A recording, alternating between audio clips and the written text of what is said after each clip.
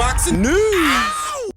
Okay, we'll start with this correspondence between Ryan Garcia and Oscar De La Hoya that has been getting a lot of attention all weekend. Ryan said, first of all, F you, especially you for one disrespecting me with that shitty contract because I lost, but I'm actually your only current star fighter. You can suck a dick, and I know you already do, so F you. You can kiss my ass. I'll beat Rolly's ass and whoever. I can't wait till I go against you again. So we know what this is about. Ryan's current contract. Like I did with Duarte and Duno to see your stupid ass face looking stupid. F you and that stupid offer, bitch. I'll slap the F out of you just like Canelo and Berlanga. It's not actually uncommon for a fighter's contract to be amended, in a manner of speaking, should the fighter lose. I remember when Eleider Alvarez won the WBO title from Sergey Kovalev. Based on his contract, he was supposed to make $1 million per fight moving forward. But when he lost the belt, when he lost the rematch, That wasn't gonna happen anymore. Ryan lost to Rolly. And apparently because he did, his contract has been altered. So he took to social media and started posting those unflattering images of Oscar De La Hoya wearing fishnets after a weekend of fun with some local prostitutes. A caption that reads, Oscar, chill. Your kids are watching. I think I'm gonna throw up. You know the images, the ones from years ago that were exposed, those embarrassing images of Oscar De La Hoya and some female friends whose clothes he apparently borrowed. Ryan continued, I know why Oscar is a bitch in people's eyes, and that's facts. I can't wait till I'm way off that fake bitch. I'm gonna turn up and win just like I did against all of his bitch-ass fighters. Except, Ryan, you're one of his bitch-ass fighters. And you lost.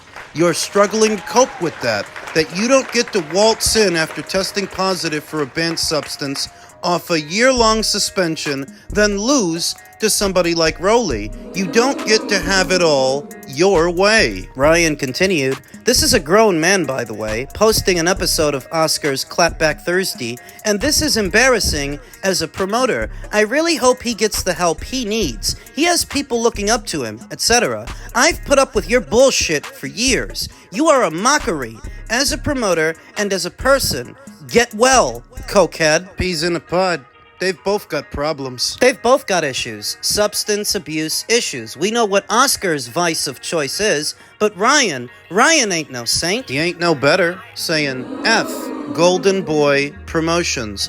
I'd wager, based on that tweet, that there's no disparagement clause in that contract that Oscar was talking about, because if it were, Ryan wouldn't be able to carry on this way. Not publicly. Because it's defamatory. Defamatory to Oscar, defamatory to the Golden Boy Promotions brand. He's defaming them. Oscar De La Hoya responded to Ryan Garcia's tirade saying, unfortunately, Ryan is having another episode. 10 days ago, he's talking about God and finding his path. Then tonight, he sends me this rant while watching his fellow Golden Boy Promotions fighters win. Bipolar disorder is very serious, and I hope he gets the help he needs. I hope Ryan doesn't think he can embarrass Oscar De La Hoya, because he can't. Oscar has an easy enough time embarrassing himself that he's immune to being shamed, for better or worse. He has none. And what this is really about, it's not about bipolar disorder or Ryan having an episode. It just seems that his contract has been amended as a result of his loss to Rolly Romero. Don't like it? You shouldn't have lost. I'm not even trying to make Oscar De La Hoya out to be the good guy here, because in many ways he's not. But Ryan's issue, Contracts got clauses. If a fighter acquires an alphabet title, if a fighter loses that alphabet title, if a fighter loses... contracts got clauses. His did. So if you didn't go in there and lose with Rolly Romero, you'd have nothing to complain about. Of all the fighters that fought on that show, Ryan got the easiest target. He got the easiest opponent, and everybody was expecting him to beat Rolly Romero, so that when he doesn't, he's got no one to blame but himself. And he's another one of these youngsters that thinks he's supposed to be able to do whatever he wants to do. Negative.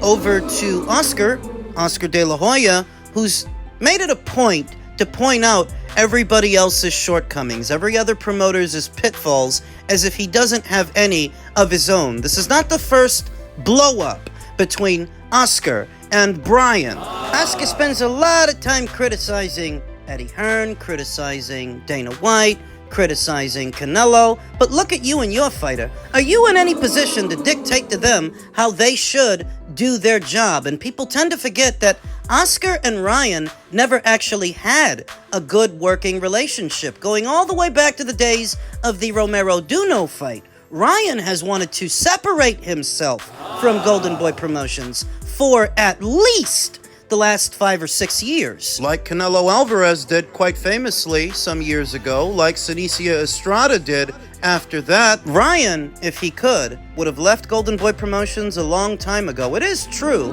that of all Oscar De La Hoya's as Golden Boy Promotions fighters, Ryan is the only one that really moves the needle. And he lost.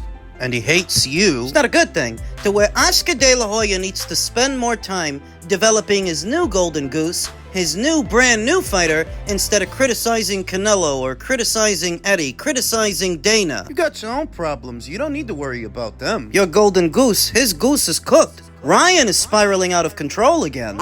Peas in a pod. Oscar De La Hoya is a train wreck, and so is Ryan. They deserve each other, these two. Ryan would love to leave Golden Boy Promotions, but he's not at liberty to do that per the contract. Tough titty, bitch, because you signed it. Lupe should have done a better job explaining to you what would happen if you lose. Tough titty, bitch. Try harder not to lose to rank amateurs and scrubs like Rolly Romero, so that you won't have to bitch about your contract online. Ryan also weighed in on the Jake Paul versus Chavez Jr. fight this weekend, everybody lambasting Jake, criticizing the event. Ryan stated, "You can't say Jake's fights are rigged. It's getting ridiculous. He's just winning. May not be against the people you want or are qualified to give him a challenge, but it's because he's popular. He has 11 pro fights. He's on a similar path as most pros."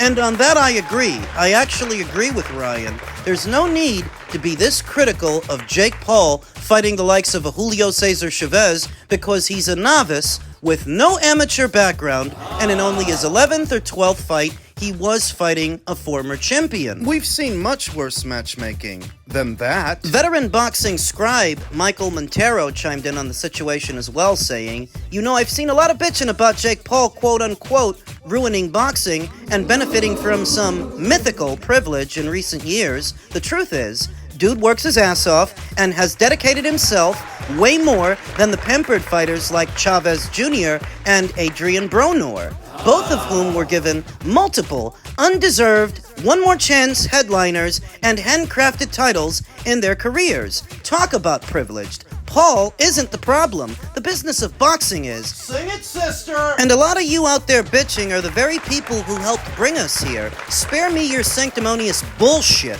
And I say this as a guy who didn't watch a single minute of the Paul versus Chavez fight, but game Pete game, and I ain't mad at Paul for doing his own thing. What they're really mad at when it comes to Jake. It's not what they're saying it is. It never is, because these are people that don't argue in good faith.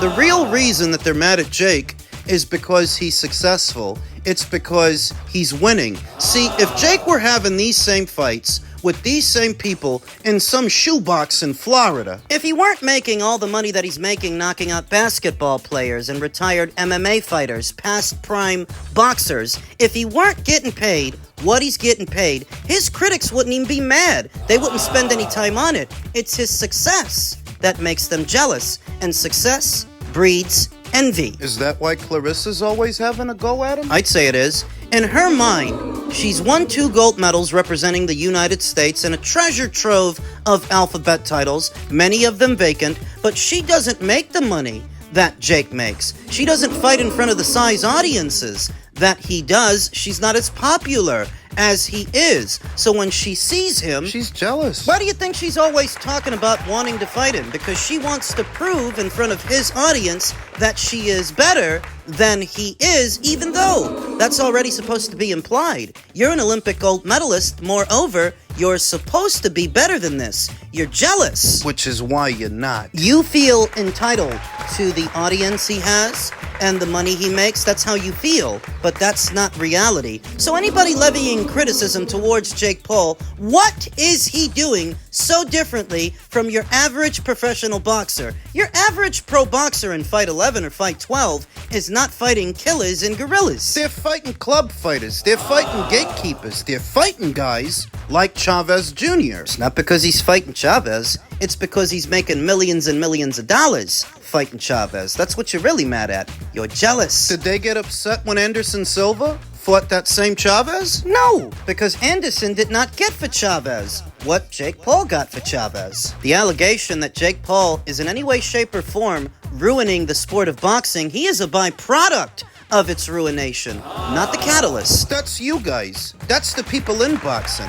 NBC didn't leave boxing because of Jake Paul. Neither did Fox or Showtime or HBO. If ESPN goes, it ain't because of him. Boxing had problems long before Jake Paul came into it, and he is not responsible for its failures or its decline in the American boxing scene. You're just mad that at a time where money is tight and boxing ain't what it used to be, this guy is still killing it. He's still making a lot of money. Jake Paul! And affording a lot of fighters opportunities at the same time. You know, that show wasn't a bad show. It was actually quite entertaining from top to bottom, so maybe Jake knows something about promotion that you old fossils don't. He's done a lot more for women's boxing than a lot of yous. He's supposed to be the bad guy? So maybe the kid is a bit annoying and sometimes delusional with his candor. But how is that so different from the lot of you? Well, because the regular boxers, they never say anything stupid or do anything stupid. It's not defending Jake Paul for the sake of defending Jake Paul.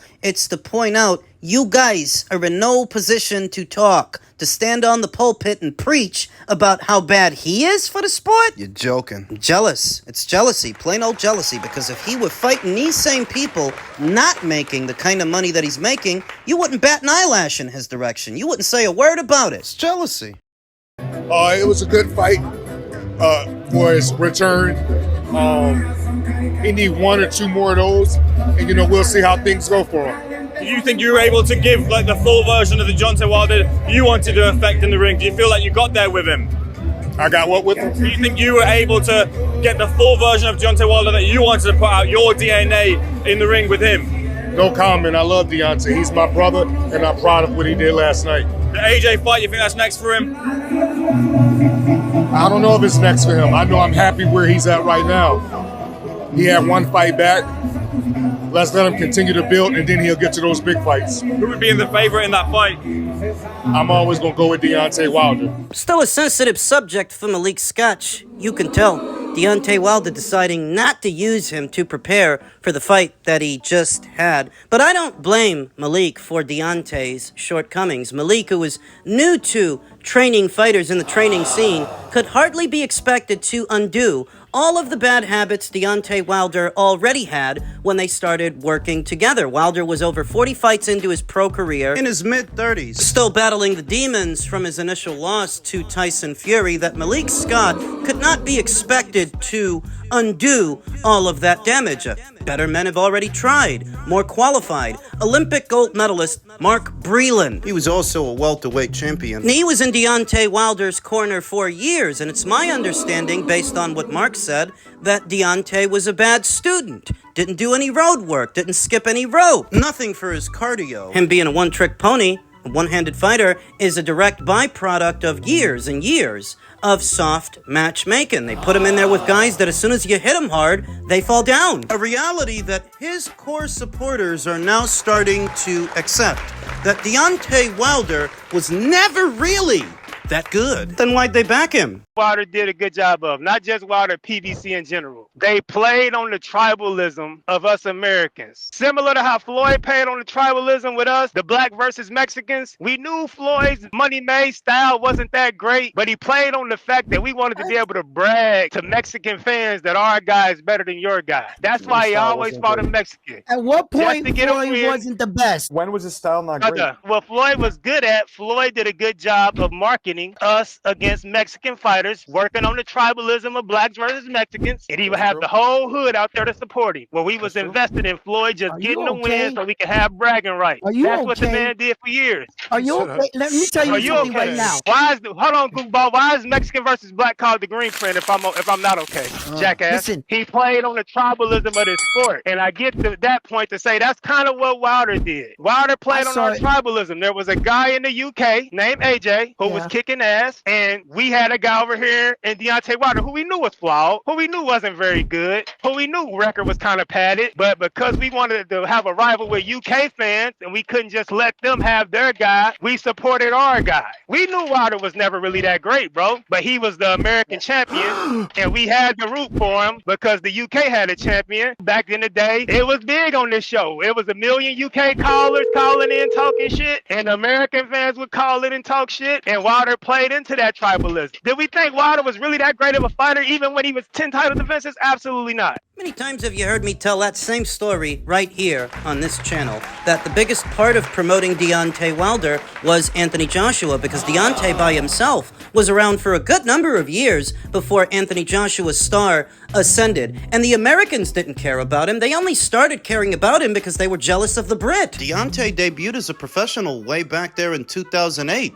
Anthony don't come into it until 2013. The Americans don't really decide to get behind him until circa 2016 and 2017, when Anthony Joshua is making all of those waves across the pond. That tribalism had everything to do with why they looked past his flaws and his lack of character and lack of boxing ability. It was tribalism. It's always tribalism. Which I've often maintained does have its place in all of organized sports. And that place is in attendance, paying to be there, paying to see him, or paying for a pay-per-view. But in a boxing conversation about boxing, that's where tribalism has no place. Your biases. The world doesn't care what you have in common with some fighter, be it race, ethnicity. Wilder was never very good.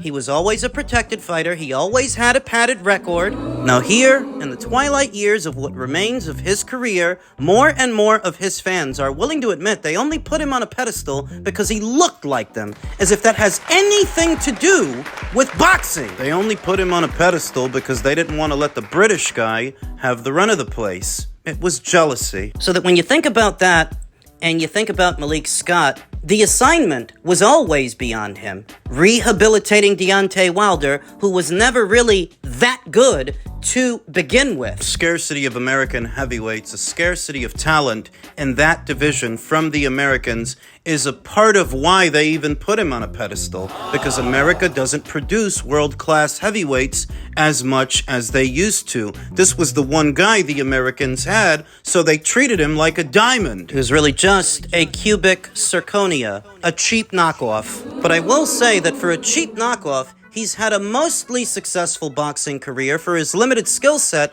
he got to make a lot of money. Credit to that.